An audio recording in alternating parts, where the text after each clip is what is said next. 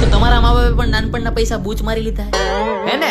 હું તો સ્કૂલમાં ગયો ત્યારે મને ખબર પડી કે પોકેટ મની નામની હોતી કઈક વસ્તુ આવે. મતલબ મારી પાસે ખાલી પોકેટ હતી, મની તો કોઈ દેતું જ નહીં. મતલબ મારા મા બાપે મને આટલો વર્ષ ભ્રમમાં રાખ્યો.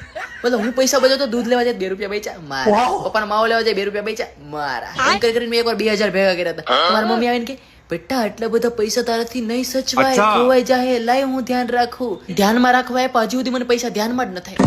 કોક મહેમાન પૈસા આપીને જાય ને તો એ હોત આપણા હાથમાંથી ડાયરેક્ટ લઈ લે કે તારાથી ખોવાઈ જાય. ખોવાઈ ન જાય, તમે ખોઈ નાખો. મેં કીધું મમ્મી પપ્પા તમે જે નાનપણમાં મારા પૈસા બૂચ માર્યા એ બધા પૈસા મને પાછા આપો, હવે હું મોટો થઈ ગયો, હું હાચવી લઈ. મને કે પેલા તું પૈસા આપ. મેં કીધું જેના? મને કે તને આવડો મોટો કર્યો એનો ખર્ચો, તારા વાળ કપવાનો ખર્ચો, તારા કપડાનો ખર્ચો, તારા મોબાઈલ ના રિચાર્જ નો ખર્ચો, તારા જમવાનો ખર્ચો, તારા કપડા ધોવાનો ખર્ચો, તારી કોલેજ અને સ્કૂલ નો ખર્ચો, તારી બુક્સ નો ખર્ચો, તારી નવી બાઇક નો ખર્ચો, તારા મોબાઈલ ના હપ્તા નો ખર્ચો. મને કે આ બધા ખર્ચા આપી દે એટલે તને નાનપણના પૈસા મળી જાય. આ બધા ખર્ચા સાંભળી તો હું દેણામાં આવી ગયો. ભગવાન ક્યાં જુલુમ હે. રાખો, आज भी मैं बूच मारे हुए पैसे नहीं मांगता.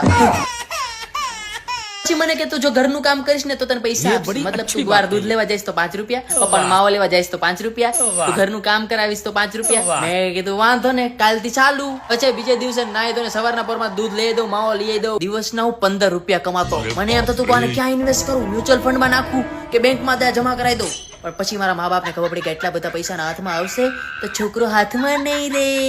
તે લોકોએ નવું કાઢ્યું કે હવે તું જે કામ નહીં કરે ને એના પૈસા માઇનસ થાય. પછી 1 મહિનાની અંદર હું 10,000 ના દેણામાં હતો.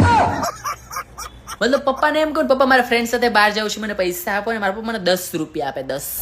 મેં કીધું પપ્પા 10 રૂપિયામાં ત્યારે શું આવે બટા? અમે નાના હતા ને ત્યારે અમને ખાલી પપ્પા પાવલી જ આપતા. પણ પપ્પા ત્યારે પાવલી લઈને પાવાગઢ જવાતો, ત્યારે 10 રૂપિયામાં દુબઈ ન જવાય ને.